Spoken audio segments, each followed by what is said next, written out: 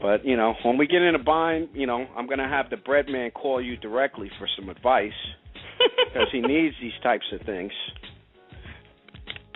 I think I probably give better advice to men than women. And why is and that? I'm vice versa. Why is that? You know why? Because I was raised by my dad. Okay. And I feel like I understand men a little bit better than women for that reason.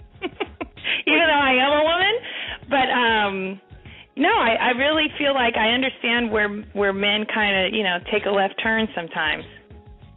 And it's interesting you say that because I think a lot of times where women, I don't want to say go wrong because you can't, you know, I don't want to say that, but and you kind of hit on it before, is we both think differently. I mean, men think differently than women. Right. And, you know, you kind of have to, you know, if you want to understand you're having an issue with your relationship, you don't want to ask your girlfriend, ask another man. And, right. You know, you lay the scenario and he's going to have an idea of how the man, you know, is thinking.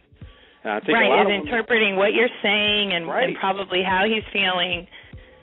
You know, that definitely plays in, and I think a lot of women when they think that there's an issue in their relationship, like I said, they solve it like they would a problem with another woman.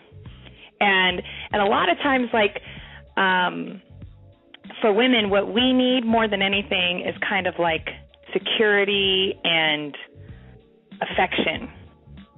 And I think what men need more than anything is respect and appreciation. Yes.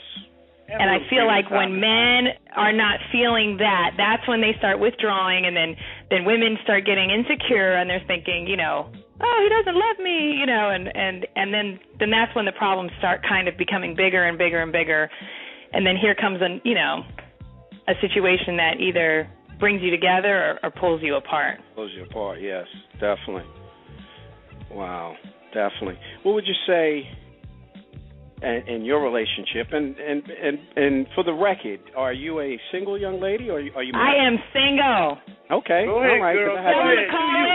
All right, I had some information on that, so I figured, you know, I'm out there asking the horse's mouth because we have a lot of single men that listen to the show. Oh yeah, so definitely. I'm sure we have my page up too. Yeah. Oh, don't get. No. They better be properly vetted. No, they're going to respect me because they know I know you. Yo, Brad, who that? You know what I'm saying? Oh, God. I got that kind of juice. Danisha, do you think women settle because they you know, for an individual, like it's not the person they really want? Do you think they do that more times than not? Yeah.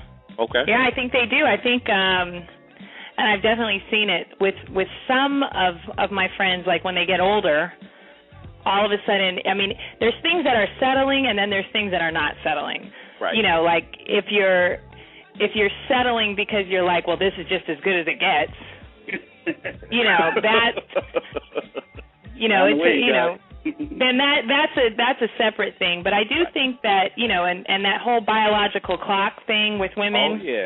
Oh, yeah. I hear that a lot out there. Can produce. I'm getting 30. I'm 30. You know, whatever. I'm in my 30s, and I'm like, wow, it's like that. Right. Well, he's tall, so we can have some tall babies. You know, that might be settling. Ooh, that sounds like Bellport. Ooh, Lord. I mean, I've heard some crazy things once women start, you know, getting in the mid-30s about, you know, what they want to do with their ovaries. Yeah. Big time. It's crazy. But I don't know. I mean, I think that some women settle, and I think that, you know, some women just have unrealistic standards. So maybe what they think is settling is, you know, would in fact be being more realistic. Mhm. Interesting. I might be in that latter category. Because I do expect perfection, but you know. Yeah.